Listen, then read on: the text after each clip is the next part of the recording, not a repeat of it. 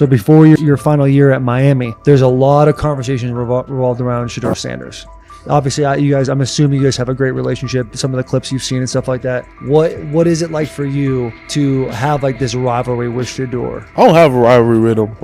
That's my boy. So at the end of the day, this whole process, we thought me and him were going to be 1 and 2 the whole time. Whether he's 1, I'm 2. Whether I'm 1, he's 2. And so that's just always been, our mindset. It didn't go that way. I thought he was one of the better quarterbacks in the draft as well, even throughout college. A lot of stuff out there on him ain't really, the truth, just because they spin it different ways. Like they spin stuff about me different ways. But I mean, when he gets his chance, become a starter, I know he's gonna make the most of it. And I'm ready to get back to work with him, after the season, talk some more stuff to him. Cam Ward directly challenged the uneven standards applied to Shedeur Sanders, calling them inconsistent and unfair. By insisting that performance, not politics, guide evaluation, he shifted the discussion from one player to a league-wide problem. Sanders' treatment now serves as a test of how the NFL supports and evaluates emerging quarterbacks. I feel a special relationship, especially me. First getting to know him 5 years ago when I started working with him. But it did surprise me because he's a good quarterback. It doesn't get a lot of credit that he deserves. Especially the plays that he made in Colorado. A lot of quarterbacks in the country are making those plays. So when he gets this opportunity, I'm pretty sure he'll have it soon today. He'll make sure he'll make plays on the field. Cam Ward's public challenge to the treatment of Shedeur Sanders brought the issue into clear view. For months, discussion around Sanders has centered on his profile, major compensation, a prominent Nike deal, and the expectation to stabilize a struggling franchise. Rather than a standard evaluation of a top prospect, he has faced sustained skepticism from analysts, fans, and league voices. Ward's comments underscored that the standards being applied to Sanders diverge from those used with other rookies. By stating it directly, he did more than support another quarterback. He identified a broader problem in how the league responds to young players with significant visibility. The takeaway is direct. Assessments should reflect on-field performance and development, not external narratives. A generational talent. I'm gonna prove him right. I'm gonna prove him right, don't worry. Oh my God. An article came out today. I'm generational. So I guess it's article versus article. I like that you think that, man. But we all know the truth. What? Trav gonna be first? You generational, I'm legendary. That's cool. We can be legendary. Legendary, get their ass. We'll start going in like 5 minutes. Shedeur Sanders entered the league with more than a playbook. He brought a public brand, a family legacy, and expectations unusual for a first-year quarterback. Before his first regular season throw, he was already positioned at the center of attention. Rather than assess him on that reality and his on-field ability, many voices reduced him to marketing, treating visibility as proof of hype instead of performance. Cam Ward pushed back on that framing. His point was simple: judge Sanders by the same criteria applied to other rookies. With Sanders' resume, production, leadership, and composure, most first-year quarterbacks would be discussed as long-term cornerstones. The evaluation should be consistent, focused on development and results, not perception. This is the process with Shedeur, who I know is a buddy of yours, and how do you think both of you guys will end up doing in the league? I think we'll both end up being one of the best quarterbacks in the league. I just think the work that me and him are willing to put in, the relationship we have to constantly compete each and every day, to better our craft, for ourselves. I just think it's gonna end up paying off for us in the long run. Do you guys kid each other about who's going first, and how much does that matter to you? Yeah, we play around, we joke around with it. Really don't mean nothing. The draft pick will never mean anything. At the end of the day, you got to show whether you can prove each and every Sunday. You can't just do it 1 year. Disrespect shows up in two patterns. First, Shedeur Sanders is repeatedly framed through his father, Deion Sanders, as if lineage erases his own work. Discussion drifts to pedigree instead of what the film shows. Second, his visibility is treated with suspicion. His audience reach, partnerships, and ability to lift ratings are labeled hype rather than recognized as value. Instead of acknowledging that he drives demand and expands the stage for his team, critics call it an unfair edge. The result is a skewed evaluation. Star power is held against him while on-field production gets pushed aside. The standard should be consistent. Assess the tape and the development, not the last name or the attention it brings. Well, Ward were microfacts. Cam Ward's remarks went beyond defending Shedeur Sanders. They confronted how the league manages star power. The reality is simple. The NFL markets visibility, but resists it when a player doesn't follow the expected script. Rookies are supposed to be quiet, deferential, and grateful for limited leverage. Sanders arrived with leverage, brand reach, major endorsements, and confidence. And that presence was recast as entitlement. Instead of treating those factors as earned advantages, much of the commentary used them to diminish him. Ward called out that contradiction. The same influence the league sells to audiences is criticized when a young player exercises it. His point is a standards problem, not a personality dispute. Evaluate Sanders on his preparation, leadership, and results. Don't penalize him for having a platform or for using the leverage that the modern NFL itself helps create. Now it sounds like the Cleveland Browns are going to all but imprison Shedeur Sanders in the football sense of a very talented rookie quarterback who obviously needs reps, who needs an opportunity, and who now, barring some miraculous luck, will not get the opportunity to play in a single real game. I'm sure many around the NFL are celebrating as we speak. They are chuckling about this. Many in the NFL wanted to teach Shedeur and his daddy. Cleveland became the center of the conversation. With Shedeur Sanders attached to a major Nike partnership, the expectation was straightforward. He should be given real game reps. The Browns instead leaned on Joe Flacco as the default choice, treating stability as the safer path while sidelining a quarterback with clear cultural and commercial pull. Each week Sanders didn't see the field, scrutiny grew. Commentary questioned the value of his contract environment and relevance, and fan debate shifted from development to doubt. That wasn't measured evaluation. It was a delay framed as prudence that eroded confidence in the process.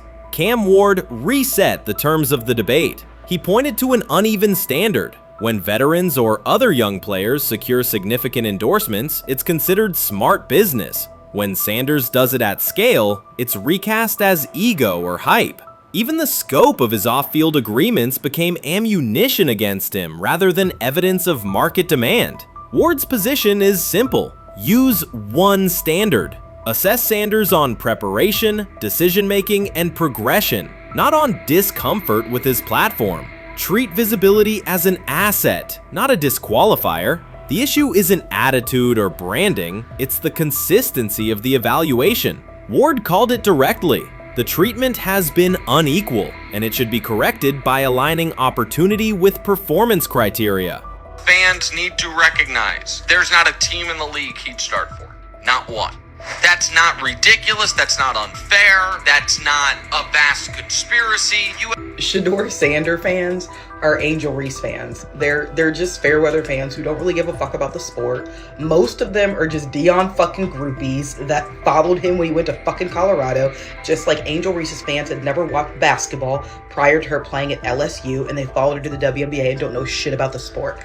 That's it. Now Dion fucking groupies are running around acting like, oh, this is payback to his dad. The timing is pivotal. Shedeur Sanders isn't trying to blend into the league's background. He's shaping the agenda. He drives debate segments, fuels short-form highlights, and moves merchandise at a pace most rookies never approach. By the metrics that define modern attention, he is the draw. Yet, a segment of observers continues to undercut him, not because of shortcomings on tape, but because of discomfort with how prominent he already is. Cam Ward put words to what many could see. Coverage around Sanders has been filtered through reaction to his visibility, rather than a clear read of his performance and growth. The market has already weighed in. Demand is real, not manufactured. Nike's record-level rookie endorsement aligned with that reality, signaling long-term value and cultural reach. This exposes a core contradiction. The NFL depends on star power to sell tickets, fill stadiums, and boost ratings, but it resists stars who set terms on their own. Visibility is celebrated until a player exercises it. The fix is straightforward. Apply one standard. Evaluate Sanders on preparation, decision-making, and results, and treat his platform as the asset it is. If the league benefits from his presence, its evaluation practices should reflect that same same reality, consistently and without penalty for scale. Shedeur Sanders does not depend on league promotion. He established his platform before the NFL and continues to expand it on his own terms. That autonomy challenges the status quo. Cam Ward's support was more than a defense of a teammate. It was a warning that if the league holds to outdated expectations, it risks falling behind the very players who drive audience attention and revenue. Claims that Sanders lacks real popularity ignore measurable facts. A large, active following, consistent merchandise demand, and sustained coverage across major outlets. Doubts about his standing as a quarterback overlook his college production and growth indicators. The pattern is familiar. Efforts to minimize him increase his reach. Each skeptical headline widens the spotlight, and each dismissive take creates more engagement. You cannot reduce a player built for visibility by arguing he should be less visible. The practical outcome is the opposite. Scrutiny becomes signal. Sanders is not merely enduring criticism, he is turning it into momentum, converting attention into leverage on and off the field. What do you think is happening in Browns camp? What do you think is going to happen there before I let you go, Lewis? You know, I think it really does all depend on how Kevin is able to, as it relates to Shedeur, work him in enough. Well, one, Shedeur has to earn the right for Kevin and the staff to have discussions about, hey, we got to get him more reps with the ones and twos. We got to get him more reps with the ones and twos when we're going team period, not just walk through or not just 7-on-7 team. Louis Riddick reacted sharply on air after viewing practice footage from the Cleveland Browns. The clip showed quarterback Shedeur Sanders executing a string of precise throws while the Browns head coach watched with a broad smile. Riddick questioned whether the session was focused on evaluation or celebration, arguing that visible enthusiasm from the staff could cloud objective assessment of a rookie's progress. Earlier in the segment, Riddick's tone had been measured once the Sanders highlights appeared. He criticized the perception that a routine practice was being treated like a marquee event. He stressed that coaching reactions should remain subdued until performance translates into game situations. Riddick concluded by calling for accountability and asking the Browns to clarify how they plan to manage expectations for Shedeur Sanders as training camp continues. Couldn't imagine me myself saying, hey, you know what, as someone who has been at the very bottom to try and ascend to like some level of success, I could never imagine going, you know what would be really cool? I'm gonna play a joke on someone like this and make pretend that I'm a GM and I'm drafting you when actually I'm not, and then I'm gonna hang up and just giggle about it. Man, what the hell are we doing? Seriously, what are we doing when we think that that kind of crap is funny? I don't know. Trying to get likes on TikTok. I don't have the right words for it. Right, Lewis, I'm gonna say this. I don't have the right words for it. Few situations unsettle a former front office executive faster than watching coaches celebrate a rookie quarterback before pads come on in August. In Louis Riddick's view, the Browns staff did more than acknowledge promise. They acted as though they had already secured their franchise leader. Throughout the session, Shedeur Sanders delivered 40-yard throws off his back foot, ran crisp 2-minute drills, and displayed steadiness rare for a first-year player. According to reports, each successful rep drew audible admiration from the sideline, highlighting how quickly enthusiasm has escalated. When Riddick reviewed the same practice tape and heard the glowing comments, he challenged the reaction on live television. He argued that a few controlled drills should not override the methodical scouting and development work that normally guides roster decisions. Riddick's criticism focused less on Sanders' talent than on the evaluation process. He warned that comparing a prospect to established stars or joking about renaming the stadium creates pressure before the player has taken an NFL hit, faced a disguised coverage, or logged a preseason snap. Praising potential is acceptable, he said, but anointing a savior in July risks repeating the organization's history of premature quarterback expectations. Sanders brings confidence shaped by his father's legacy and his own disciplined preparation, yet Riddick insists that progress must be confirmed over time. He urged the Browns to temper public excitement, follow a structured development plan, and reserve celebratory reactions for on-field results that matter. Regular season production under live pressure, not highlight clips from a midsummer workout. He has to earn that. Kevin has to figure out a way to do that. So then you can reasonably assess what you have in him compared to Dylan Gabriel, compared to Kenny, compared to Joe Flacco.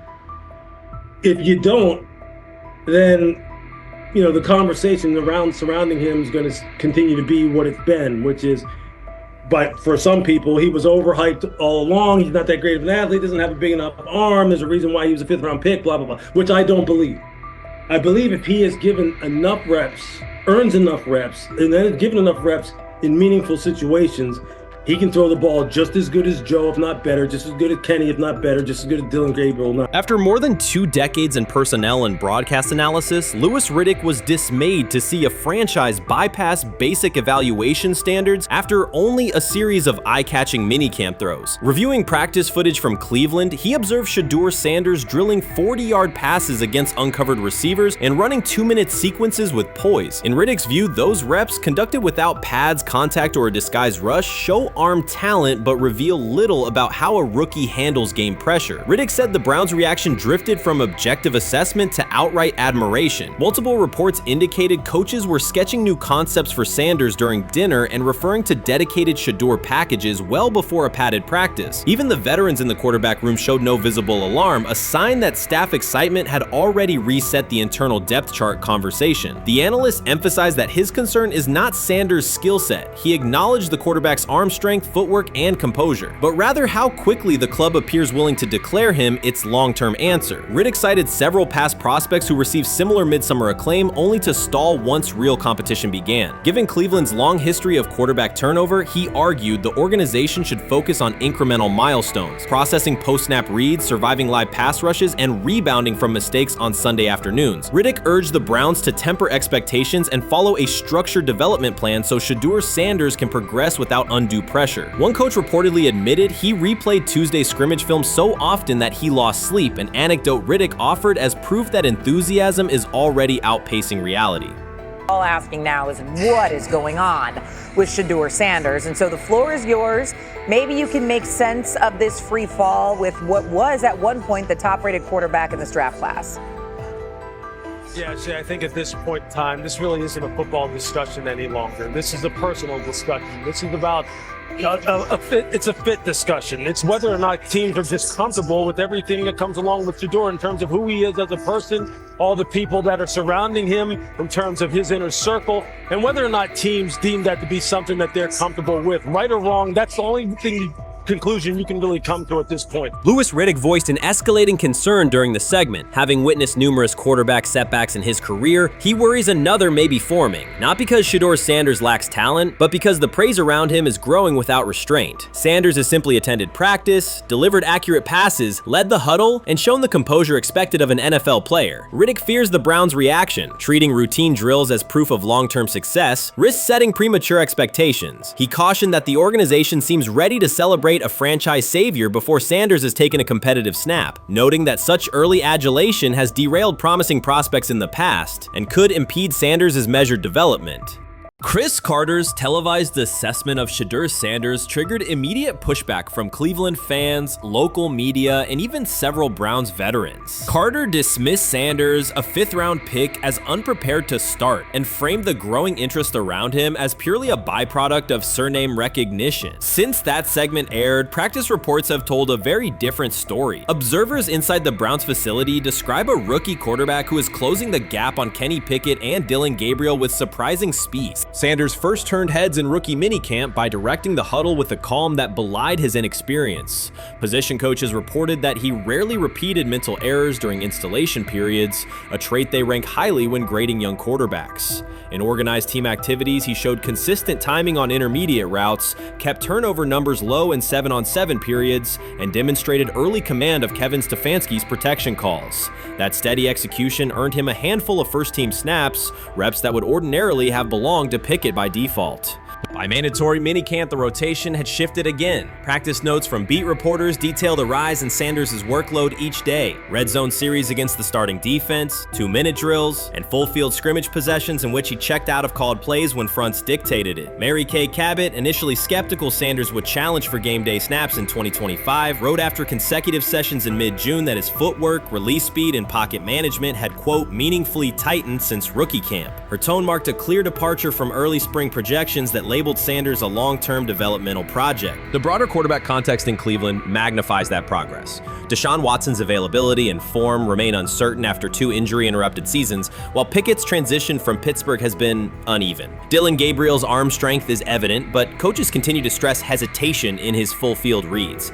Against that backdrop, Sanders' quick decision-making and mechanical efficiency have begun to look less like a pleasant surprise and more like the roster's most reliable short-term plan. Inside the locker room, acceptance has followed performance. Wide receivers cite Sanders' ball placement on outbreaking routes, noting that the ball routinely arrives on the upfield shoulder, a small but essential detail that allows for yards after the catch. Offensive linemen appreciate his pocket awareness. Joel Bitonio remarked privately that Sanders slides up instead of bailing when edge pressure flashes. Defensive backs say his eye discipline forces them to hold coverage longer than they expected against a rookie. Such cross-positional respect develops only when day-to-day tape shows tangible improvement. The reaction to Carter's critique highlights a recurring double standard applied to young black quarterbacks. Traits celebrated as swagger or confidence in other players were labeled arrogance when associated with Sanders, yet the quarterback himself has not responded publicly. There have been no subtle social media jabs, no mention of critics in interviews, only repeated references to competing for every rep and learning from veterans. That measured approach, combined with hard evidence from practice, has softened earlier doubts among coaches who prioritize demeanor as much as arm talent.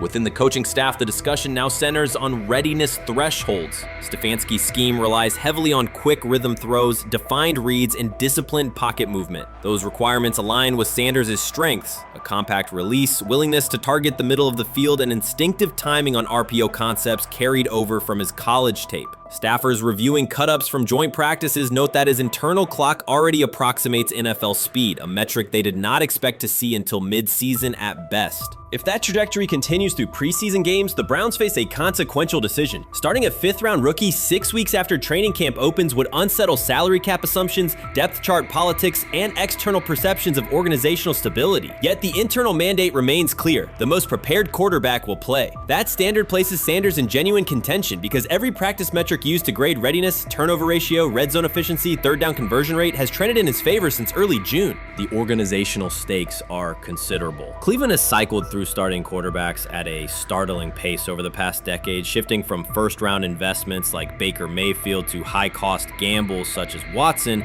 each move packaged as the long-awaited solution. A rookie chosen outside the first 100 picks ascending to the top of the depth chart would challenge long-held league assumptions about draft pedigree and opportunity. It would also validate the evaluation philosophy that prioritized Sanders' intangibles: processing speed, leadership presence, over conventional arm strength thresholds that pushed him down the draft board. Carter's televised remarks now sit awkwardly alongside daily updates from Berea. His critique relied on pre-draft labels and the presumption that a late-round passer with a famous father would need a redshirt year. Practice film contradicts that stance. Sanders checks protections at the line, manipulates safeties with shoulder fakes, and has reduced turnover-worthy throws in full-speed sessions to single digits. Statistics normally cited for veteran backups, not rookies. The longer that evidence accumulates, the more Carter's comments appear rooted in legacy bias rather than objective performance review. None of this guarantees Sanders will open the season under center. Preseason defenses test quarterbacks in ways practice cannot. Defensive coordinators will disguise pressure and boundary rotation to force late decisions. Sanders must show he can adjust protections and exploit mismatches without the benefit of a controlled environment. Yet within the Browns facility, the conversation has shifted from if he will be ready to when. Quiet confidence from Amari Cooper and other veterans suggests they believe Sanders can steady an offense searching for consistency more than highlight reel heroics. Sanders' rise also affects long-term roster calculus. If he earns the job and performs competently, Cleveland gains starter-level production on a cost-controlled rookie contract, freeing cap space allocated to other positions. That scenario could reshape roster-building strategy in a division featuring Joe Burrow and Lamar Jackson, quarterbacks whose contracts consume significant percentages of team payroll. A capable, low-cost starter would allow the Browns to reinforce their offensive line and secondary while retaining core veterans, a competitive advantage few teams enjoy.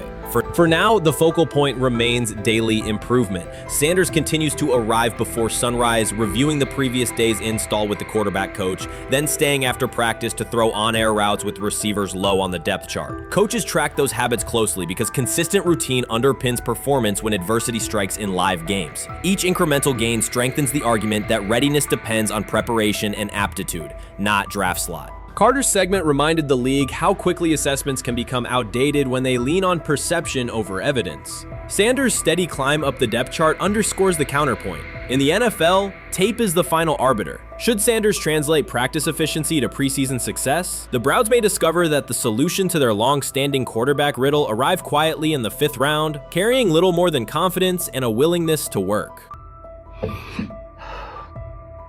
I'm about to unleash about Shedeur Sanders. I just watched what happened to Shedeur Sanders in the Cleveland Browns' 3rd and final preseason game. And I'm outraged, I'm sickened, and I'm saddened. By the way, Shedeur continues to be treated in the National Football League now by those sorry-ass Browns and sorry-ass Kevin Stefanski. The Cleveland Browns are once again mishandling a promising quarterback. Skip Bayless criticized the organization for failing to develop Shedeur Sanders and for misusing his skill set. He argued that the team's decisions are undermining Sanders' progress and turning a major investment into a cautionary example. Bayless pointed to inconsistent usage, questionable play calling, and a lack of clear direction as key issues limiting Sanders. He said the Browns need a defined development plan and stronger support if they expect Sanders to succeed. Skip Bayless delivered a direct, critical assessment this week. After seeing Shedeur Sanders in a Browns uniform, he argued that Cleveland is mishandling the quarterback and undermining his development. Bayless said the team's approach shows poor planning and inadequate support around Sanders. He dismissed excuses about strategy and emphasized the need for better coaching,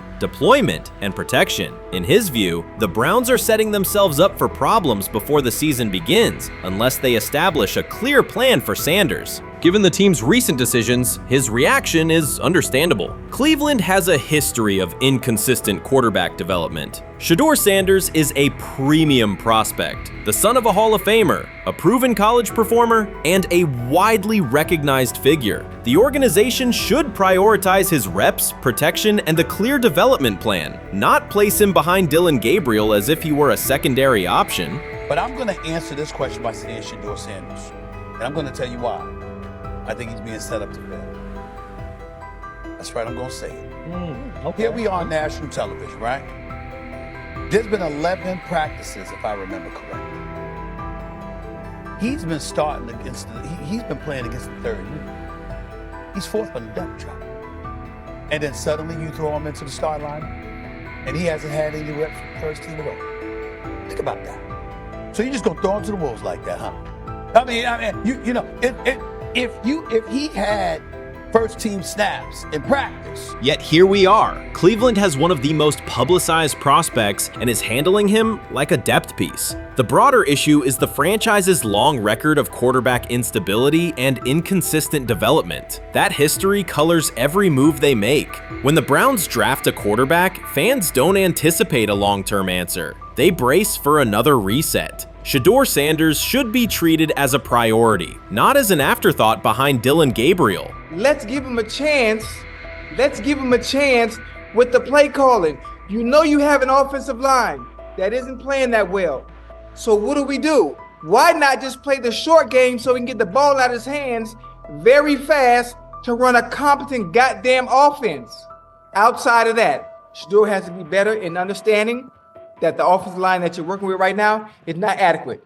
Why not allow the players that are competing for a job, in this instance, Shedeur Sanders, to finish off the 2-minute drill? When Browns fans see another quarterback selected, they brace for another setback. The franchise's recent history, from Johnny Manziel's failed stint to the rocky handling of Baker Mayfield, reflects inconsistent development and short-term decision-making. Against that backdrop, Skip Bayless's reaction to Shedeur Sanders on Cleveland's roster was blunt. He argued the team is already mishandling a premium prospect by treating him as a secondary option instead of a centerpiece for the future. Bayless's position is straightforward. Sanders is not just a name, he brings proven college production, leadership traits, and significant visibility that can strengthen both the offense and the organization's broader profile. Burying him on the depth chart behind Dillon Gabriel signals a lack of a clear development plan and wastes early momentum. Instead, Bayless contends, Cleveland should establish a defined pathway. First-team practice reps, protection and personnel tailored to his strengths, deliberate play calling that accelerates processing, and measured in-game opportunities that build confidence and execution. In his view, the Browns need alignment from the front office to the coaching staff to prioritize Sanders' growth. Continuing to treat him like a depth piece risks repeating the same cycle that has undermined previous quarterbacks. Committing to a coherent plan gives Sanders and the franchise a realistic chance to convert potential into sustained performance. He lied to us all when he said that this was going to be an open competition, a four-man open competition when it comes to the QB situation up there in Cleveland, in which, from the looks of it, all we've seen it be was a three-man race. The only people that has been getting reps in with the first team or with the veterans are Joe Flacco, Kenny Pickett, and Dillon Gabriel. We've never seen my boy Shedeur Sanders get a chance to get in. Even with him doing the things that he has been doing up there, he has yet to get in with the... Shedeur Sanders was caught off guard by Coach Kevin Stefanski's recent remarks, which have sparked talk of bringing in another starting quarterback. Commentators are debating whether Stefanski's comments reflect eroding confidence in Sanders or a brief lapse in judgment, but the rookie now faces intensified scrutiny over his role. The Browns, we got an analyst that says that Shedeur Sanders should have some kind of a ban? Banishment of some kind? Come again? Say what? For what? And we've got, this would be more troubling. If I'm a Browns fan, and this is where we're going to start, potential dissension in the ranks of the front office and the coach. And over what? Quarterback. When a program's headline quarterback suddenly becomes the subject of sideline murmurs and quiet searches for replacements, the situation is unmistakable.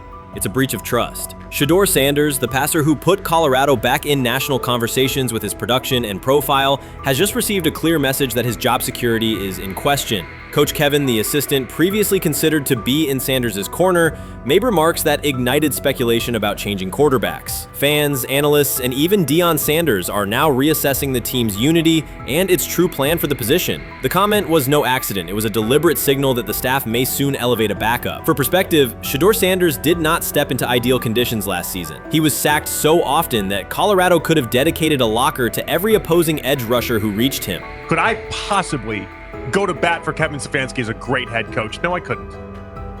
Could you go at bat against him, saying he's a horrible head coach? No, I can't. I think that's why we fall in the middle. I think that's why in a lot of these discussions, and that's why a lot of the rankings, you see him right now in that 15 to 20 range, somewhere in that middle pack of NFL head coaches. I've said earlier, Kevin Stefanski has already been given more head coaches than any coach I've ever seen in Cleveland.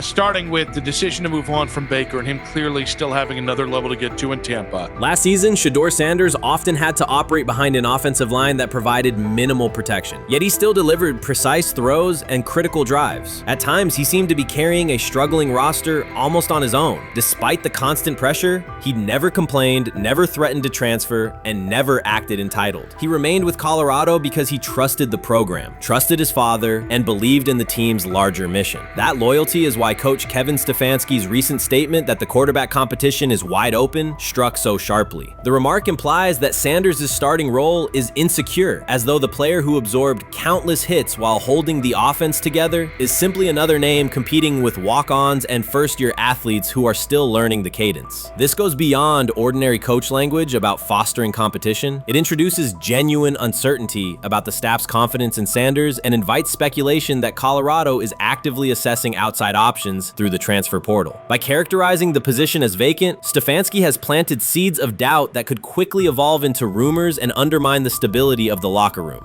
I'm sorry, but when it comes to quarterback, I'm gonna defer to my head coach, generally speaking, especially one with Stefanski's track record and how he's viewed across the league.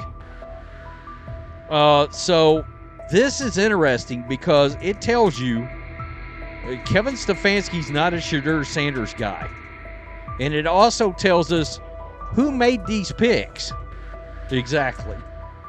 The Cleveland Browns made a rather awkward decision in the NFL draft, opting to take quarterback Dylan Gabriel in the 3rd round, well before he was expected to fly off the board. Then 2 rounds later, the Browns took fellow quarterback Shedeur Sanders.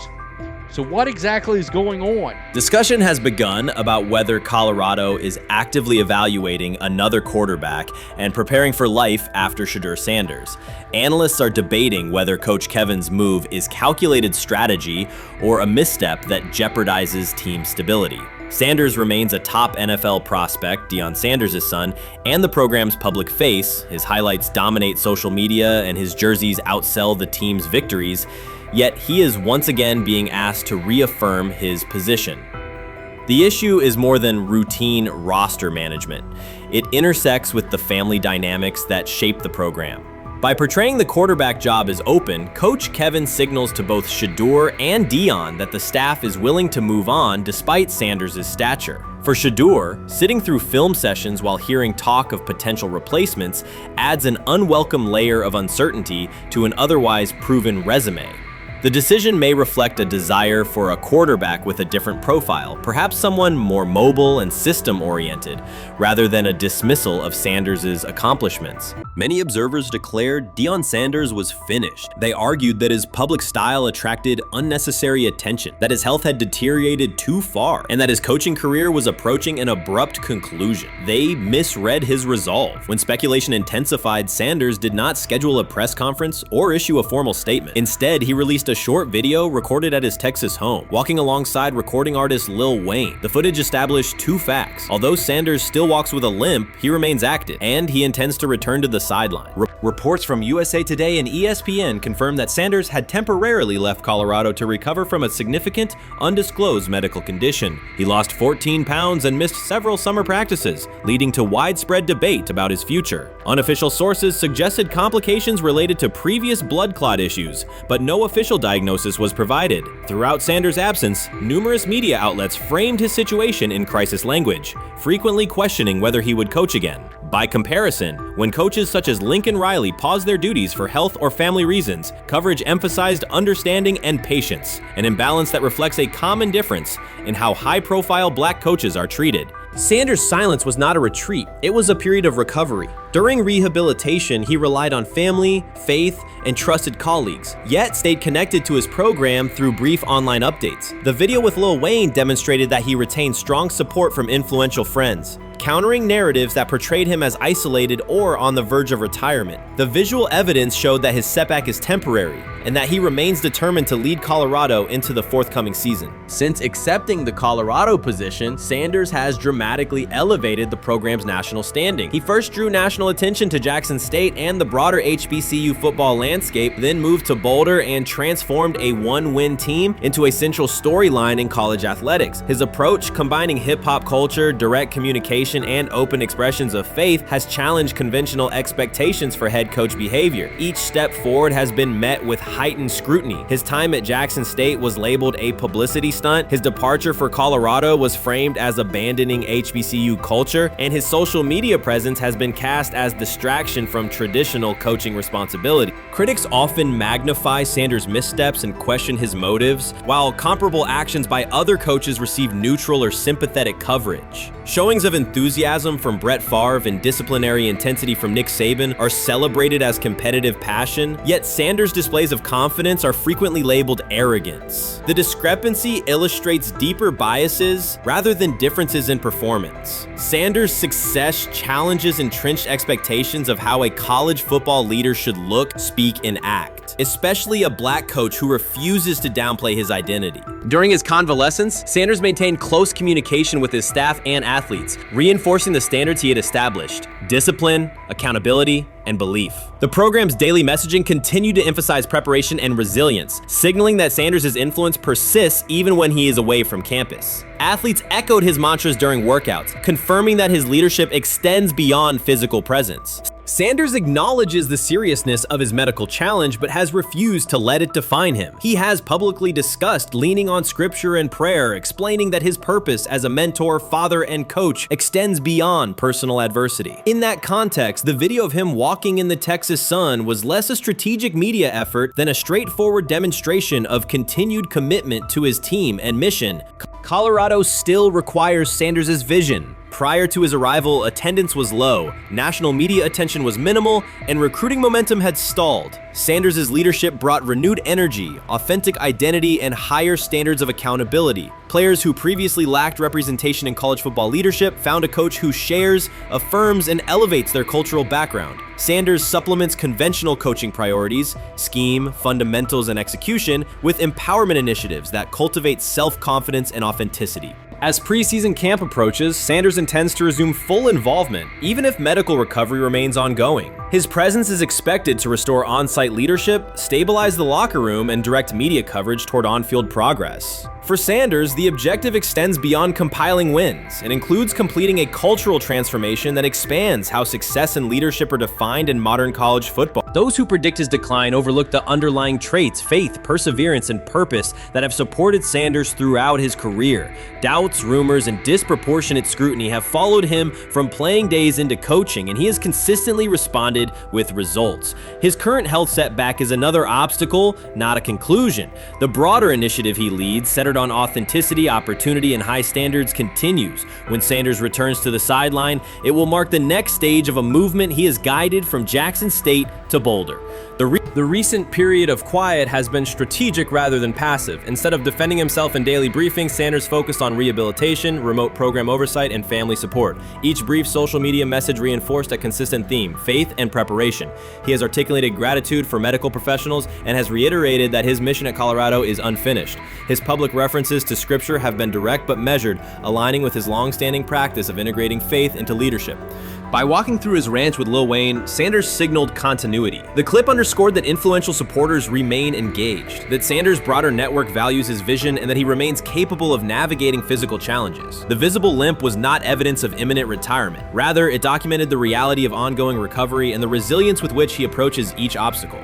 Colorado's athletic administration and football staff continue to affirm Sanders' program direction.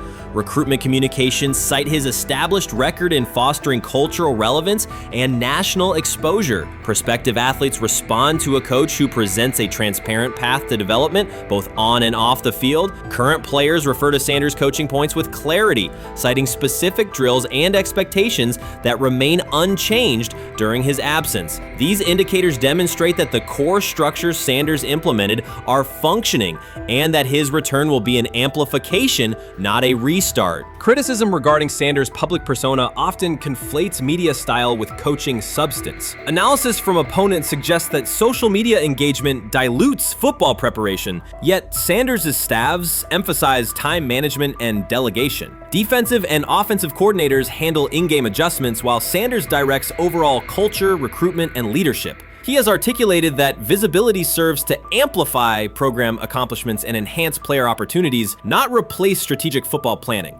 Some commentary has attempted to reframe Sanders' health issue as evidence that his coaching model is unsustainable. The argument ignores the documented health challenges faced by numerous coaches across levels of competition. For example, college coaches recovering from heart procedures or joint replacements have returned to successful seasons after appropriate medical clearance. Sanders' case follows a comparable trajectory. Medical complications require temporary separation, structured rehabilitation is prioritized, and a managed return is planned. Institutional medical protocols at Colorado dictate clearance requirements. Sanders will meet those before resuming full sideline duties. Colorado's players have expressed public confidence in Sanders' eventual return, citing regular virtual check-ins and continued accountability. Several athletes noted that positional meetings included recorded messages from Sanders reinforcing tactical goals and personal discipline. These details confirm that Sanders has remained actively engaged, albeit remotely, and that team culture remains aligned with his principles. Looking ahead, Colorado's schedule will attract national attention, both for on-field competitiveness and the storyline of Sanders' comeback. Analysts will evaluate how quickly he reestablishes day-to-day rhythm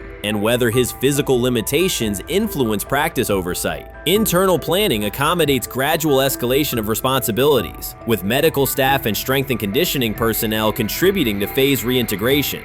The broader significance of Sanders' return extends beyond Colorado. His visibility continues to challenge prevailing narratives about leadership styles and pathways in college athletics. By prioritizing authenticity, open articulation of faith, and cultural expression, Sanders offers a contrasting template to more conventional models. His eventual recovery and sideline presence will reinforce the argument that diverse leadership profiles can succeed in elite collegiate competition. In summary, rumors of Deion Sanders' coaching demise were premature. Verified reports confirm a substantial but temporary medical setback. He used the time away to focus on health, sustain program engagement, and rely on a support system anchored in family, friends, and faith. His recent public appearance demonstrated active recovery and reaffirmed his intention to resume leadership in Boulder. The forthcoming season will test Colorado on the field, but it will also underscore the durability of Sanders' vision, one that combines competitive ambition with cultural resonance. Observers who continue to question his longevity overlook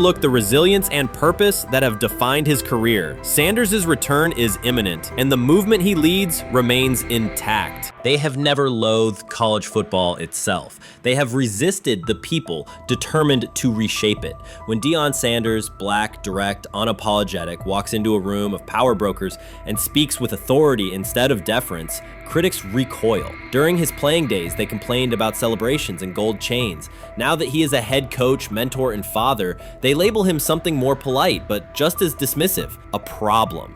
At Big 12 Media Days, Sanders addressed the accelerating chaos of the name, image, likeness market. He said college football needs a salary cap, not to hobble players, but to impose order on a system that showers unproven freshmen with seven-figure promises while the rest of a roster hunts for scraps. He called the situation unsustainable. Within hours, ESPN commentator Paul Feinbaum branded him a hypocrite, arguing that Sanders profited from NIL at Jackson State and now wants rules only because his most marketable athletes have moved on. The accusation spread quickly because it fit a comfortable storyline. Outspoken black coach gains from change, then protests when the advantage disappears. That framing ignores context. Sanders never criticized players earning money. At Jackson State, he urged corporate sponsors to partner with athletes who had been invisible to major brands for decades. What he wants now is stability, standardized guidelines, basic financial literacy, and roster balance that prevents locker rooms from fracturing over uneven payouts. When other coaches, Nick Saban, Dabo Swinney, Lane Kiffin, voiced similar concerns, they were praised for foresight. When Sanders spoke,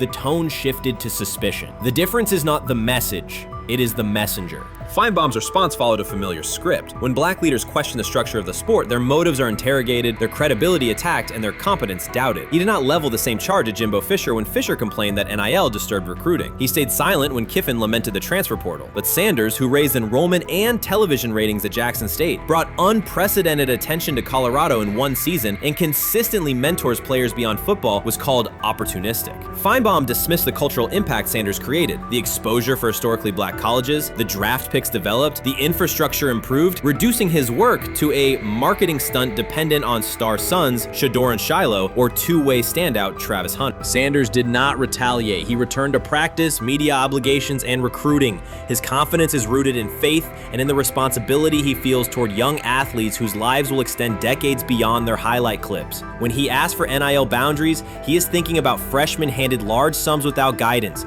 families unprepared for sudden wealth, and programs that abandon kids once production stalls. He has watched that cycle from the inside. He wants protections, not restrictions. Critics predicted Colorado would fade once Shedeur and Hunter leave. Instead, Sanders signed blue-chip quarterback G.J. Lewis and a wave of transfers eager to join a program that values personal growth as much as on-field wins. Recruits see a coach who challenges the status quo, who places black culture at the program's center without apology, and who will remain visible when social media buzz cools. They recognize that Sanders does not chase attention. Attention follows his results. Media outlets reduced the upcoming Buffaloes season to a win total prop. 6 victories, give or take. Sanders is playing a longer game. He wants to show young athletes, especially black athletes, that they can lead authentically, speak with conviction, and refuse to shrink for access. Success measured only by the scoreboard misses the point. If Sanders builds men who graduate with financial literacy, self-confidence, and community awareness, he will consider the mission successful, even if Colorado finishes with 5 wins instead of 10. None of that registers with commentators invested in an older hierarchy. For them, leadership should remain predictable: reserved posture, muted tone, minimal cultural expression. Sanders contradicts that image. The possibility that his methods could spread to other coaches, to other programs, threatens a model that that has kept decision-making and revenue streams concentrated for generations. So the debate is not about hypocrisy or payroll ceilings. It is about control of the narrative and who is deemed qualified to write it. Sanders refuses to surrender that authority. He knows order is necessary. He also knows whose voices have been ignored whenever real reform is discussed. By speaking plainly, he forces television panels, athletic directors, and conference commissioners to confront issues they would rather defer: financial education, equitable resource distribution, and consistent national standards. Whether Colorado exceeds betting lines this fall will not change the trajectory Sanders has already set. He made Boulder relevant, energized recruiting beyond traditional power corridors, and broadened college football's cultural reach. That influence will persist long after social media debates cool. If his call for NIL structure eventually becomes policy, as the NCAA and Congress now contemplate, Feinbaum's soundbite will fade, while Sanders' imprint endures. In the end, accusations of hypocrisy say more about the accuser than the coach. Sanders has remained consistent: empower athletes, hold adults accountable, and inject stability before unchecked money corrodes the locker room. The people who stand to lose clout in that environment prefer the chaos they can manipulate. Sanders prefers a system that nurtures the players who make the sport worth watching. His advocacy is rooted in experience, not self-interest, and his critics will have to decide whether to engage with that reality or keep shouting from the sidelines. Shedeur Sanders did not treat day 4 of Brown's training camp as anything other than work. He completed 8 of 11 passes with 3 touchdowns, operating with control and accuracy throughout the red zone periods. The throws were varied: a well-placed ball to rookie Luke Floria that led him across the goal line in stride, a firm throw to Cade McDonald over middle after a quick read, and a tight window completion to Deontay Johnson at the back of the end zone with 2 defenders closing. The sequence showed timing, poise, and placement under pressure.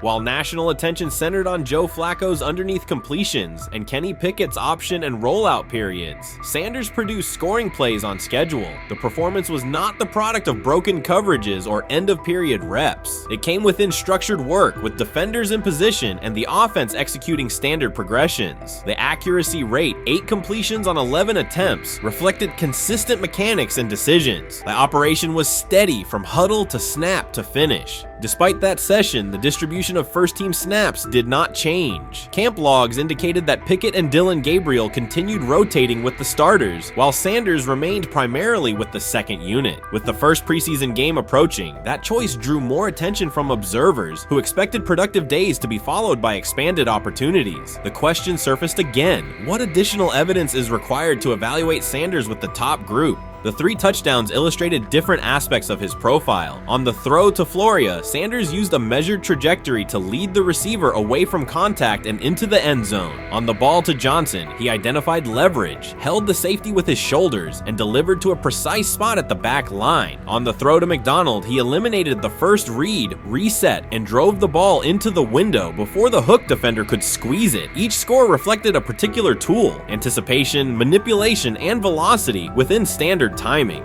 Comparisons to the other quarterbacks were straightforward. Pickett produced 2 touchdowns but placed 1 late ball that exposed a receiver to contact near the goal line. Gabriel accounted for 1 score, with additional gains coming on checkdowns and designed movement. Flacco advanced the ball in short increments without finishing drives during the same period. Sanders converted opportunities into points repeatedly and without turnovers. The rotation, however, remained unchanged. Head coach Kevin Stefanski and the staff continued to allocate first-team work to the same group, describing the process as an open evaluation. In practice, that has meant extended starter reps for Pickett and Gabriel, veteran scripts for Flacco, and second unit periods for Sanders. The disconnect between output and opportunity was notable, particularly given the stated goal of reaching an early decision at quarterback. When asked about the timeline recently, Stefanski said the preference was to decide sooner rather than later, an acknowledgement that the window for assessment is limited as preseason approaches. Speculation about motives is common in such situations. The discussion has included references to front office perspectives and ownership influence. Owner Jimmy Haslam is widely viewed as supportive of drafting Sanders. General manager Andrew Berry is known for prioritizing fit, traits, and process within the roster building model. Stefanski reports to Berry, and the practice plan reflects coaching evaluation within organizational operational parameters. None of that guarantees any outcome. It does explain why rotations can remain conservative even after strong individual periods. Regardless of internal views, the most useful next step for the evaluation would be a defined set of first-team snaps for Sanders to put comparable tape next to his peers. There was also outside attention on several practice segments from earlier in camp that showed Sanders throwing during lulls to non-receiver personnel, ball attendants, staffers, and assistants, while other quarterbacks were in script with full units. Those clips circulated widely and were interpreted by some as dismissive. Sanders addressed questions about it by narrowing the focus to preparation, explaining that his responsibility is to be ready for the work assigned and that he has adjusted at every level of competition, from HBCU ball to the Power 5 and now the NFL. The response matched his general approach: acknowledge the situation, maintain routine, and continue to execute when the next period begins. The broader draft day and narrative context remains part of the conversation. Sanders' college resume included efficient production and high completion rates across 2 programs, culminating in national recognition such as the Johnny Unitas Golden Arm Award. His selection in the 5th round was driven by varying evaluations of projection, scheme fit, and development timelines. The result is the current environment. He must present his case within limited windows, then wait for access to the next rung of competition. That does not make the process unfair, it makes it exacting. The best answer, for him and for the staff, is additional, comparable reps and clear tape.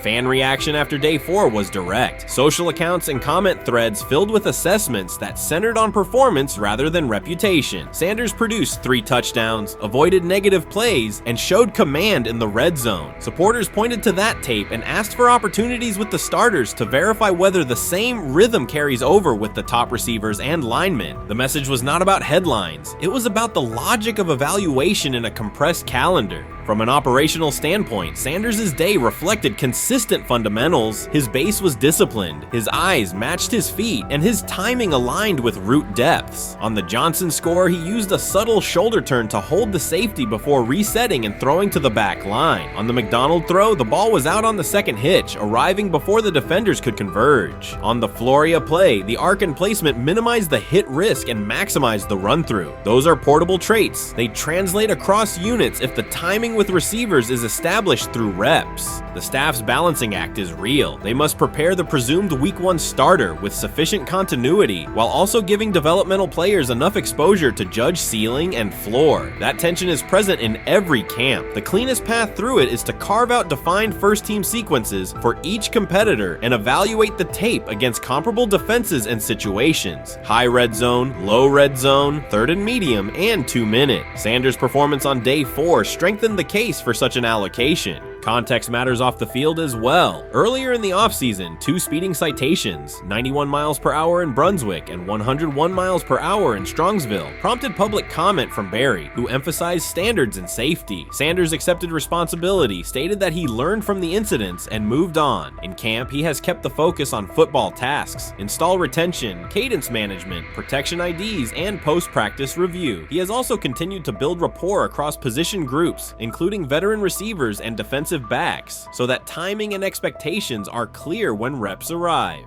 None of this diminishes the experience of the veterans in the room. Flacco has decades of film, Pickett has multiple seasons of NFL starts, and Gabriel brings mobility and a defined collegiate profile. It does, however, underscore the purpose of camp, to align decisions with current performance. Sanders produced the most efficient scoring period of the day. The next logical step is to see that operation with the starting unit, document the results, and compare them to the other candidates under the same conditions. The preseason opener will compress timelines further. Install packages expand, and coaches begin to narrow personnel groupings. If the objective is to identify the quarterback who can operate the offense most cleanly on Sundays, then structured exposure now will give the staff better information later. A small but deliberate set of first-team snaps for Sanders, scripted early downs, a 3rd down sequence, and a red zone series would provide data without disrupting broader preparation. Until that occurs, Sanders can only continue to control process and execution. Day 4 showed what that looks like when opportunities align. Efficient reads, disciplined mechanics, and finishes in the end zone. He did not seek attention for the sequence. He put it on tape. If the evaluation remains consistent with the stated competition, comparable snaps should follow. If they do, the staff will have a clear, side-by-side measure. If they do not, the question from observers will remain the same. What more needs to be seen to justify the look? For now, the record from day 4 is clear. 8 completions on 11 attempts, 3 touchdowns, no turnovers, red zone precision, consistent control at the line and in the pocket. Those are tangible outputs. They merit a defined opportunity with the starters as the team moves toward preseason and the decision that follows. Whether or not that opportunity arrives immediately, Sanders has shown the preparation and execution necessary to be evaluated on equal footing. The next step is a matter of allocation, not speculation. So the Shedeur Sanders, I want to talk about this. So here's a prime example. Shedeur Sanders, they had 3-day mini camp for the Cleveland Browns. And now Jimmy Haslam actually has some money. The Bengals owners and the Rooneys are near the bottom of the league in net worth. But what the Browns have is what I would call the Buffalo Bills used to have this years ago, pre-Josh Allen. What are Browns veterans saying about Shedeur Sanders behind closed doors? According to internal discussions, the feedback goes beyond casual praise. Several veterans describe his performance as franchise level. Private locker room conversations compare his command of the offense to established starters. And one senior assistant reportedly called him Sunday ready after a single walkthrough. The consensus is that front office staff and coaches have taken serious notice. Inside the Browns facility, informal conversations circulate among players and coaches. These remarks carry significant weight in personnel evaluations and often influence practice rotations. When veterans speak this strongly, the message typically reaches decision makers quickly, especially during roster planning. In short, the internal perception of Sanders is already affecting how the staff views the current quarterback depth chart. Browns vets kind of weigh in on Shedeur Sanders and how he's been since he arrived in Cleveland, in Pound Town. And I think it's very, very important that we discuss it because it'd be really easy for these vets to, this wasn't like a on the record interviews. This is just kind of back channels into what the vets are saying, the rumors, but the sources telling us. And we have a couple quotes, but Shedeur Sanders, Cleveland Browns, it seems like it's going well. And it's almost like you don't want to talk about it. At the center of the growing internal buzz is Shedeur Sanders, the rookie who entered Berea with late round expectations but is being discussed privately as a potential long-term starter. This is not a routine camp tale about an extra arm taking practice snaps. Sanders has seasoned teammates, players with playoff mileage, quietly reassessing his ceiling. Observers who overlook these conversations risk missing one of Cleveland's most deliberate personnel moves in years. Sanders is not on the roster because of his surname. The Browns reviewed their quarterback depth, weighed costs, and chose a controlled, development-oriented option they believe can stabilize the position. His presence is already changing practice dynamics. Veterans notice his pocket awareness, adjust routes to his timing, and acknowledge that he processes coverage at an advanced level for a first-year player. Leadership patterns in the huddle feel different. Sanders delivers with precision and composure that challenge defenders to reevaluate their calls. The strategic upside is clear. A 4-year rookie contract offers cap flexibility while other franchises cycle through expensive stopgaps. Coaches and front office staff view Sanders as a calculated investment, not a publicity experiment. Outside chatter still focuses on Joe Flacco's age or Kenny Pickett's development. Inside the facility, however, veterans pause film sessions to dissect Sanders' ball placement and progression speed. Position coaches highlight clips where he works through reads decisively and delivers on time, traits rarely attributed to rookies. Sanders' confidence is measured rather than theatrical. He moves as though the NFL tempo is familiar, and that calm spreads across the roster. Experienced defenders are rechecking the depth chart and asking if the quarterback competition is tighter than publicly acknowledged. Great kid, and whether it's a following that he's earned, I mean, that's something that he's done a great job of interacting with fans, and but he is a great kid. You guys will get to know him more. He's working like crazy, just like all the guys. He's another young man. These rookies, my office is downstairs. As they got to walk by my office as they come in. They come in early.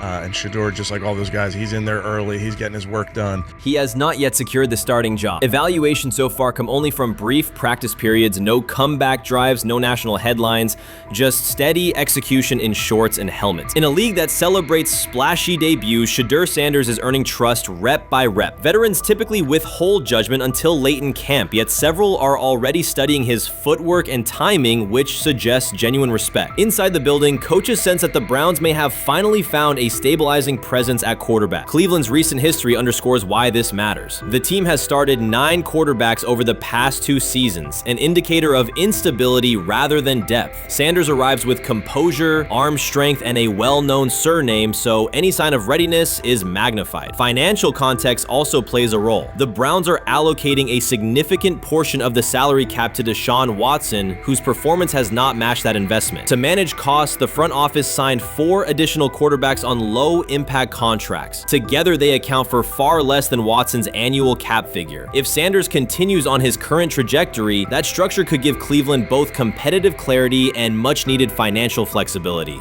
He's the only person who's come out and say, hey, man, this dude look kind of good, man. Let me tell you what I heard. A lot of people reaching out to players in the locker room and stuff. To me, I think this is it's a red herring. Like, I'm supposed to suspend myself to this belief that he was going to look bad. I've never expected him to look bad to start with. The 5th round quarterback stuff, that's involving perceptions, pre-draft analysis, and other teams. Cleveland's veterans have endured every kind of quarterback turmoil, poor reads, major injuries, shaken confidence, and sideline disputes. When a young quarterback like Shedeur Sanders steps in and appears composed rather than overwhelmed, people notice. The attention comes not just from coaches and reporters, but from the linemen and defensive leaders who have watched previous backups struggle. They are not exchanging doubts, they are sharing nods of approval. Sanders demonstrates instinctive pocket awareness, reliable accuracy, and steady poise, qualities that quickly circulate through team conversations. After years of instability under center, the Browns need someone who can remain calm and effective deep into the season. Although expectations have fallen over time, genuine interest is growing. Praise is coming from teammates who rarely commend anyone unless his performance demands it. The rumors have ended. The decision is public. Cleveland Browns owner Jimmy Haslam has informed every level of the organization that unless an unforeseen injury intervenes, Shedeur Sanders will start at quarterback in week 1. The announcement is not an informal suggestion or a quiet push in the background. It is a direct order. Multiple independent reports, amplified most visibly by Colin Cowherd, confirm that Haslam delivered the directive himself. From the owner's viewpoint, the logic is simple. No one else on the roster offers the same combination of talent, leadership, and long-term upside. Joe Flacco is approaching the twilight of his career. Kenny Pickett has shown flashes but remains inconsistent. Dylan Gabriel, taken in the 3rd round, is a developmental project. By contrast, Haslam believes Sanders can alter the franchise's trajectory immediately, and he refuses to allow internal hesitation to stall that possibility. The standoff traces back to April. General manager Andrew Berry and head coach Kevin Stefanski entered the draft wanting a low-profile prospect who would fit quietly into the existing depth chart. They prioritized scheme familiarity, modest public attention, and a clear developmental timeline. When the board lined up, they reached for Gabriel in round 3, reasoning that an early investment would justify keeping a rookie on ice behind the veterans. But Sanders continued to slide, first through day 2, then deep into round 5. Haslam watched the names come off the board, convinced the league's bias against Deion Sanders' outspoken son was obscuring legitimate first-round talent. When Cleveland's 5th-round pick arrived and Sanders was still available, Haslam intervened. He did more than approve the choice, he overrode the original plan, making it clear that the organization would select Sanders and give him every chance to compete. From that moment on, the Browns' internal narrative splintered into 2 camps, those ready to accelerate around their owner's vision and those still trying to protect their original approach. Once rookie minicamp began, Sanders erased much of the speculation. He commanded huddles, processed coverages quickly, and delivered throws with anticipation that belied his draft slot. Teammates noted his willingness to accept blame for missed timing, then correct the error without dramatics. While Flacco and Pickett split most first-team reps, Sanders treated limited opportunities as full-speed auditions. During organized team activities, he identified blitz looks, redirected protections, and consistently found his second read when the primary route was covered. More than one defensive veteran told local reporters that Sanders looks like like the best arm in the building. That assessment forced Barry and Stefanski to reevaluate their timetable. They could no longer label Sanders a long-term project without contradicting on-field evidence. Drafting Gabriel 2 rounds earlier had provided the staff an excuse to slow roll Sanders' ascent. Coaches could point to investment cost, meeting room familiarity, and installation comfort to justify Gabriel's snap share. Yet each practice rep in which Sanders outperformed the third rounder weakened that shield. Behind closed doors, position coaches began requesting more Sanders film for cut-ups, and offensive assistants quietly shifted meeting questions toward concepts the rookie already executed well. By mid-June, Barry himself started describing Sanders not as a developmental asset, but as a competitive option. Those subtle linguistic changes signal the front office's recognition that the narrative had moved beyond their control. Haslam's history with quarterbacks is well documented. His pushes for Johnny Manziel, Baker Mayfield, and Deshaun Watson were high visibility swings, each driven in part by a desire to generate excitement as well as wins. Critics highlight those choices to question his evaluation track record, yet Haslam perceives Sanders differently. Where Manziel carried off-field concerns, Sanders brings a reputation for professionalism. Where Mayfield's leadership style divided veterans, Sanders' approach has united receivers and linemen. Where Watson's trade involved unprecedented controversy, Sanders arrived at minimal draft cost. Haslam sees a rare chance to capture star potential without mortgaging the future, and he is unwilling to cede that upside to cautious pacing. Cleveland's supporters, weary of revolving door quarterbacks, have rallied around Sanders with unexpected speed. Sales of customized Sanders number 2 jerseys surged within days of rookie minicamp. Training camp ticket requests spiked once local media circulated videos of Sanders making NFL-caliber anticipation throws during 7-on-7 periods. The mood in Northeast Ohio has changed from tentative hope to active belief. Longtime season ticket holders who once shrugged at preseason storylines now debate Sanders' footwork at neighborhood barbecues. Social media engagement for Brown's content has climbed, driven by highlight compilations of the rookie threading seam passes between linebackers and safeties. All of this places Kevin Stefanski in a fragile position. If he opens week 1 with a veteran starter and the offense sputters, criticism will be swift. Each stalled drive will be interpreted as evidence that he ignored the owner's edict and the fan base's intuition. Conversely, if he names Sanders the starter solely under pressure, any early struggles could be framed as proof that Sanders was rushed, further exposing Stefanski to blame. The only sustainable solution is conviction. Either stand behind a veteran with clear strategic reasoning or embrace Sanders fully and structure the offense around his strengths. Splitting the difference, rotating series, delaying first-team reps, or using vague competition language will satisfy no one and likely jeopardize locker room clarity. Sanders' personal approach has reinforced Haslam's confidence. Instead of taking post-draft downtime, he traveled to Texas to train in full Browns gear at facilities near his father's home. The leaked clip of Sanders executing footwork drills in helmet and pads wasn't a marketing ploy. It was a glimpse into a quarterback visualizing Week 1 live. Team personnel who viewed the footage recognized purposeful rehearsal, cadence calls, pocket movement against simulated pressure, and follow-through adjustments based on imagined rush lanes. Observers asked why a rookie would conduct such intense solo sessions in May. The answer is straightforward. Sanders does not view himself as a developmental pick. He considers himself the starting quarterback of the Cleveland Browns and prepares accordingly. On pure ability, Sanders' arm strength ranks with the league average for starters. His accuracy to the intermediate middle, an area where the Browns' current scheme generates high leverage completions, has drawn consistent praise from receivers. The primary areas still under review are blitz recognition and live bullets and timing on deep outbreaking routes versus press coverage. Those developmental checkpoints are significant, yet daily practice reps show acceleration. In contrast, Flacco's mobility limits the boot action game that Stefanski installed to help Mayfield early in his tenure. Pickett can extend plays, but struggles to attack tight windows between linebackers and safeties, an essential requirement in Cleveland schematics. Gabriel remains an unknown at NFL speed. Thus, the competitive landscape favors Sanders sooner than the coaching staff originally planned. The franchise now stands at an inflection point. Haslam's mandate, the locker room's growing support, and the fan base's enthusiasm all tilt towards Sanders. The front office's earlier strategy, anchored in patience and quiet development, is increasingly untenable. Barry's shift in messaging indicates grudging alignment, but final authority over the depth chart rests with the coaching staff, unless ownership directly intervenes on game day decisions. A move rare but not unprecedented in the NFL. Should Stefanski align with the owner and name Sanders the starter before preseason concludes, he can claim proactive vision and tailor the offense through training camp. Should he resist and open with a veteran who falters, he risks rapid loss of credibility and possibly his position. Either path carries pressure, but only one aligns with the momentum sweeping through the building.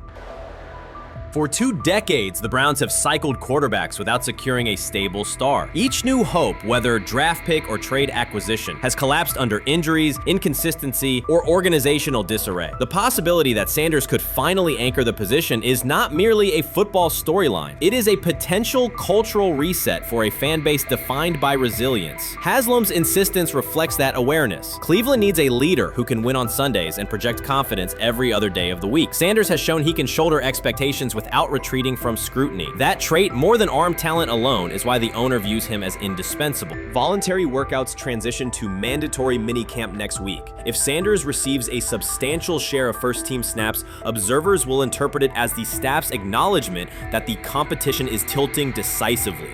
A public declaration may not follow immediately, but every rep allocation is a signal. If, however, the staff continues funneling most top unit snaps to Flacco or Pickett, tension will escalate. Local media will question the evaluation process. National analysts will debate the merits of letting a rookie learn through live action versus controlled practice. Inside the facility, players will recognize any disconnect between performance and opportunity, and unity could fray. The Browns have reached a decisive moment. Shedeur Sanders has demonstrated the skill, poise, and work ethic to justify starting in Week 1. Jimmy Haslam has publicly positioned him as the future, and by implication, the present of the franchise. Kevin Stefanski and Andrew Berry must either endorse that vision or brace for the consequences of delaying it. For Cleveland fans, the significance is clear. A legitimate chance to exit the cycle of quarterback uncertainty and rally behind a signal caller capable of commanding the field and galvanizing the city. Whether that opportunity is seized promptly or postponed will define the Browns' 2025 season and likely the tenure of the decision makers involved. Urban Meyer's roster history underscores the absurdity. Meyer coached Aaron Hernandez, whose off-field crimes are well documented, along with other players entangled in assaults, academic misconduct, and more. Yet Feinbaum singled out Newton, a national champion, Heisman Trophy winner, and NFL MVP, as the worst. This selective condemnation is not new. When Deion Sanders recently suggested implementing an NIL salary cap to restore competitive balance, Feinbaum dismissed the proposal and called Sanders a hypocrite rather than engage with the substance. The pattern repeats. Feinbaum routinely targets Cam Newton, Deion Sanders, Jameis Winston, Lamar Jackson, outspoken black athletes and coaches, while extending grace to figures such as Nick Saban, Kirby Smart, Dabo Swinney, or Tim Tebow under similar circumstances. Newton is no longer content to remain silent while others distort his story. In response, he laid out an accurate chronology, highlighting facts the commentary networks rarely repeat. One long-standing myth is that Newton was expelled from the University of Florida. He was not. Tim Tebow held the starting job unchallenged, and Meyer had no intention of displacing his star. Like thousands of athletes each year, Newton transferred to find a place where he could play. The move was strategic, not disciplinary. He is, with 3-2-2-5-3-17 to transfer to and more back, Meyer was. Critics habitually resurrect the 2008 laptop incident to tarnish Newton's entire career. Newton has acknowledged the mistake, but its relevance is overstated. The incident did not prompt his transfer, nor did it derail his trajectory. After leaving Florida, Newton enrolled at Blinn College, a Texas JUCO powerhouse, and led the Buccaneers to a national championship while posting dominant statistics. That performance earned him the opportunity to transfer to Auburn. At Auburn, Newton produced one of the most extraordinary single seasons in collegiate history. More than 4,000 yards of total offense, 50 combined touchdowns, an SEC title, a national championship, and the Heisman Trophy. Achievement compressed into a single year under intense scrutiny. Even that landmark season is recast by Feinbaum as a cautionary tale. He claims Newton ignored head coach Gene Chizik by diving for a goal line touchdown when told to kneel, jeopardizing the game. In reality, Newton explained that the decision was a collective adjustment made in the huddle after reading the defense, while Auburn still held timeouts. The Tigers maintained control and secured the championship. Portraying that moment as reckless serves to recast Newton's success as selfishness rather than leadership.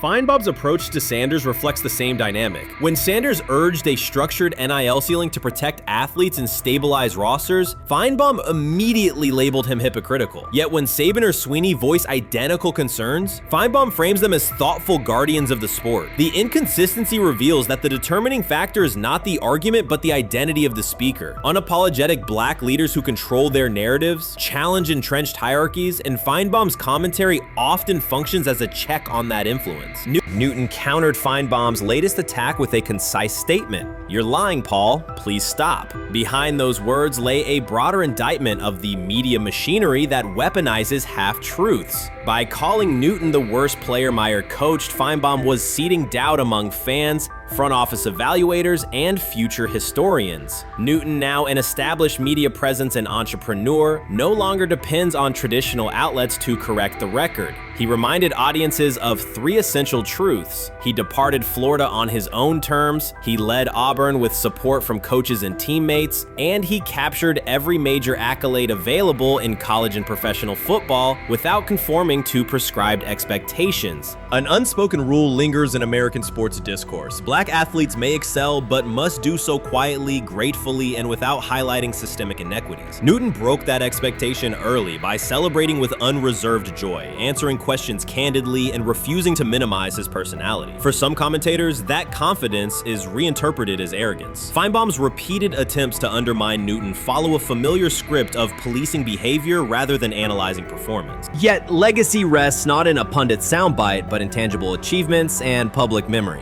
Newton's resume, Heisman winner, national champion, NFL MVP, speaks for itself. Millions of fans witnessed his impact on Saturdays and Sundays. Countless young quarterbacks saw someone who looks like them redefine the position's possibilities. The same is true for Sanders, whose player-first coaching philosophy and media savvy continue to influence college football's direction. Feinbaum's commentary cannot erase these realities. Newton, Sanders, Winston, Jackson, and others have already secured their places in football history. By publicly confronting misinformation, Newton set a precedent for athletes who now possess the platforms and technology to present their stories unfiltered. The microphone no longer belongs exclusively to legacy broadcasters. Newton holds it now, and he intends to keep it. A decisive shift that reduces the gatekeeper's influence and ensures that accomplishments are judged on merit rather than narrative manipulation. Shedeur Sanders doesn't ask for excuses. He hasn't blamed limited reps, patched together receiver groups, or fourth-string offensive linemen struggling against Cleveland's second-team defense. He shows up, works, and demonstrates why he belongs. On day 3 of Brown's training camp, for the first time since OTAs, he finally received something close to a fair opportunity. He lined up with the second unit during an 11-on-11 period and made the most of it. In 8 plays, he did what he typically does when given a chance. He executed. He went 2 for 2 on a quick series, finishing with a decisive throw to tight end Blake Whiteheart that immediately caught the sideline's attention. There was no hesitation in his drop, no unsettled feet, and no panic. Just firm, accurate timing and clean operation. It raised an obvious question. What has taken so long for the Browns to evaluate him with a functional group? The story isn't only about one throw, it's about the delay before it. Sanders has been the guy for most of his football life, commanding high school programs, starring in the Southwestern Athletic Conference at Jackson State, then operating under national attention at Colorado. For the first time, he's been told to wait. He has treated that reality as part of the job rather than a setback. He has prepared like a professional since the moment he arrived, and on the 3rd day of camp in heavy heat, he let the football represent his case. While coverage focused on the veteran presence of Kenny Pickett and Joe Flacco, Sanders made an impression with minimal volume. The difference with the second team was immediate. Protection held up, routes were on schedule, and progressions unfolded as designed. Within that structure, he looked like the quarterback who led efficient offenses at Jackson State and Colorado. Calm in the pocket, decisive in his reads, and accurate to tight windows. This was not simply a good practice period, it was a clear statement. He was not just operating the script, he was directing it. The timing was sharp, the reads were clean, and the seam throw to Whiteheart was a high-level anticipation throw, professional in placement and pace. The narrative around Sanders should reflect that when he is placed in a workable situation, his strengths are visible. Early work with 4th unit personnel included protection issues and unreliable spacing. With the 2nd unit, those variables stabilized and his work looked consistent with his resume. The performance supported a straightforward conclusion. The evaluation should move forward with higher quality reps. Sanders has been explicit about his approach. He does not request special treatment.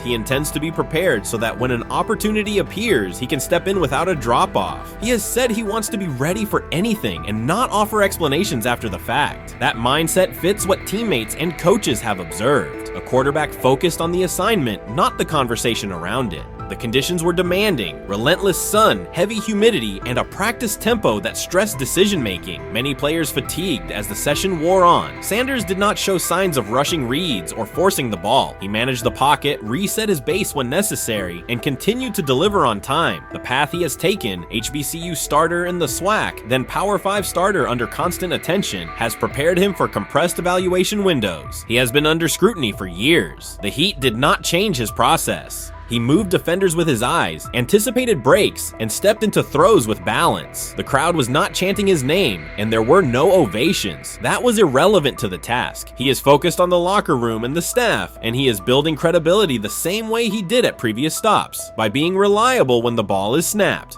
Quarterbacks coach Bill Musgrave has emphasized ignoring external noise and keeping attention on install, footwork, and timing. Sanders is familiar with the dynamic. He has been followed by cameras and commentary since his early teens. He has experience living with attention and still adhering to routine. Under heat, with a narrow set of snaps and multiple decision points, he stayed composed and effective. 2 speeding citations, 91 miles per hour in Brunswick and 101 miles per hour in Strongsville, became national items. General Manager Andrew Berry characterized the decisions as not smart and stressed that it's not only about driving fast, but about the safety of others. Sanders accepted responsibility, stated that he learned from the incidents, and said he would follow the rules. The attention to those citations did not alter his daily schedule or his practice preparation. He arrived early, stayed engaged, and kept the discussion centered on work. Away from the field, he spent time at Rainbow Terrace in Cleveland after a significant apartment fire, distributing supplies and checking on families affected by the incident. There was no formal media rollout around the visit. It was an instance of direct engagement with the community without publicity attached to it. That reflects the same approach he shows inside the building. Do the work first. Sanders treats each rep as if it might be his last for the day and his only chance to show a specific element on tape. He prepares for protections, cadence variations, route adjustments, and timing with a level of detail that compresses the learning curve. When he is not under center, he studies coverages from the sideline, charts plays, and reviews video before and after practice. He writes down the next day's calls so he can anticipate checks. He has reference using virtual simulation tools to replicate snaps he does not receive physically. That is not a passive stance, it is an active attempt to reduce the distance between classroom and field. He is building relationships across the roster, not just with projected starters. He communicates with defensive backs to understand what they see and how they react to certain stems. He spends time with offensive linemen to align on cadence and protection calls. He connects with newer players away from the facility so that communication improves in practice. That is practical leadership, consistent, low visibility work that becomes obvious when the ball is snapped and the operation is smooth. 3 days into camp, a central question remains. Why hasn't he taken a first-team rep? Flacco has seen work. Pickett has seen work. Dylan Gabriel has been cycled in. Sanders has remained behind all 3 on the depth chart while producing efficient periods when provided stable support. Head coach Kevin Stefanski has not publicly detailed the plan for distributing first-team snaps among the quarterbacks. When asked, Sanders answered that it is not his place to comment on rotation decisions. That response aligns with his day-to-day conduct, respectful, professional, and centered on the next assignment. The staff is managing a room with a Super Bowl MVP, a former first-round pick, multiple rookies, and a new set of combinations on the offensive line. That creates a set of decisions about exposure, pacing, and evaluation windows. Within that context, Sanders has presented a clear case for additional evaluation. He has shown he can execute the offense as designed when the variables are standard. Musgrave has a long-standing connection with the Sanders family through his time as a teammate of Deion Sanders in San Francisco. That familiarity supports direct communication. It does not guarantee anything about the depth chart, but it does help streamline teaching, feedback, and expectation setting. Inside the defensive back room, veterans such as Denzel Ward have provided perspective on timing, leverage, and eye discipline that Sanders has incorporated into his preparation. He is operating without the immediate family structure that defined his college environment. Away from his brother Shiloh and his father Dayon, he is managing his own housing, nutrition, recovery schedule, and all the smaller tasks that accompany an NFL routine. Those adjustments matter because they influence consistency across a long camp. He has treated those responsibilities as part of the job rather than distractions, which is reflected in a steady daily approach. What he showed on day 3 with the second unit was not a surprise to those who have tracked his prior work. It was a continuation of a profile: efficient sequencing, clear timing, and consistent ball placement when protections and routes hold up.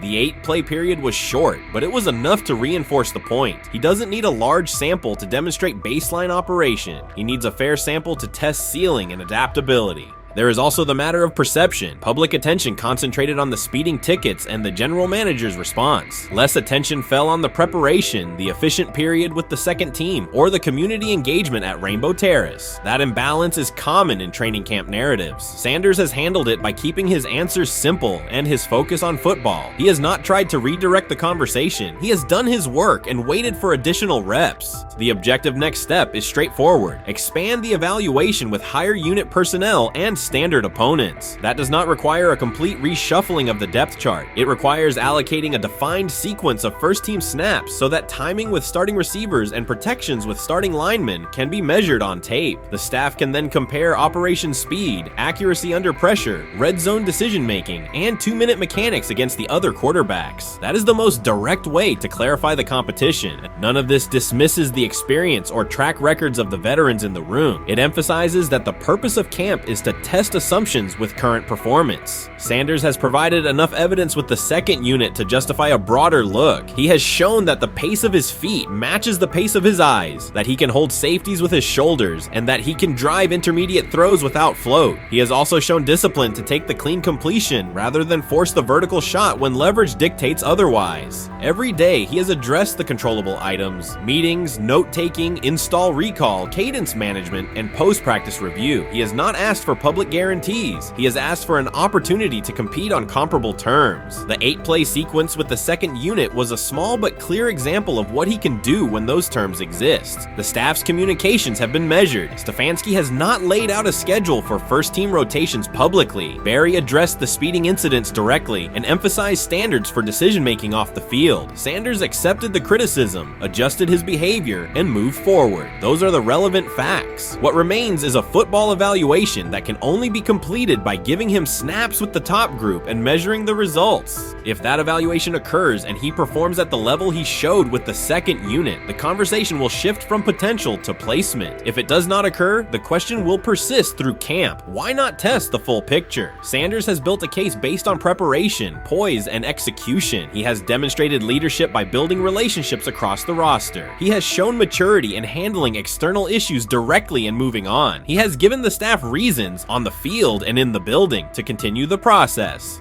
3 days into camp, he has answered everything within his control. He has shown growth, discipline, and consistent operation. He turned early fourth-team disarray into learning, then executed cleanly when moved to the second unit. He kept the discussion on football when outside topics threatened to dominate. He has not tried to win a press conference. He has tried to win every rep. If he continues to stack days like this, the next step is logical. Evaluate him with the starters, document the results, and let the tape determine the depth chart. Until then, he will continue to prepare, continue to compete, and continue to present the same message through his play.